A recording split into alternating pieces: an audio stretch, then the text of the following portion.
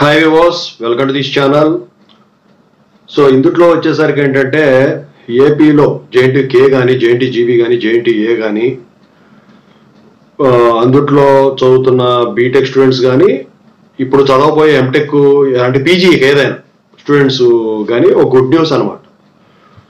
So ఏంటంటే ముందుగా వచ్చేసరికి ఏంటంటే బీటెక్ స్టూడెంట్స్కి వచ్చేసరికి రీఎంబర్స్మెంట్ మనీ అనేవి రిలీజ్ చేసేసారు.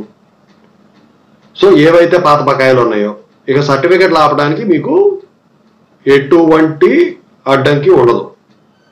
సర్టిఫికెట్లు ఆపరు. ఇక మీకు ఇంతకుముందు బకాయిలు మొత్తం కూడా క్లియర్ చేయడం అయితే జరిగిందనమాట.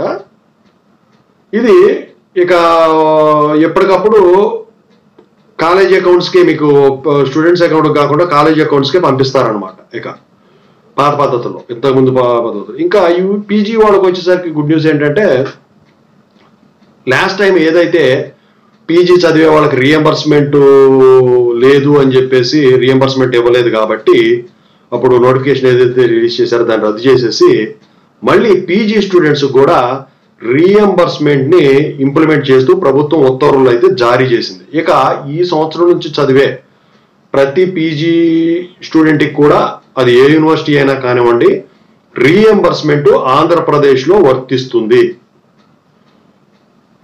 సో ఓవరాల్గా అయితే ఇది ఒక గుడ్ న్యూసే అందరికి కూడా. సో మొత్తానికి పాత పద్ధతులు మొత్తం కూడా వచ్చేసినాయి. ఓకేనా? సో మీకు రీఎంబర్స్మెంట్ మనీ పడిందా లేదా కింద కామెంట్ సెక్షన్లో అయితే తెలియజేయండి. అంటే మీకు అప్పుడే తెలియదు కదా, పడింది నిన్నే పడినాయి.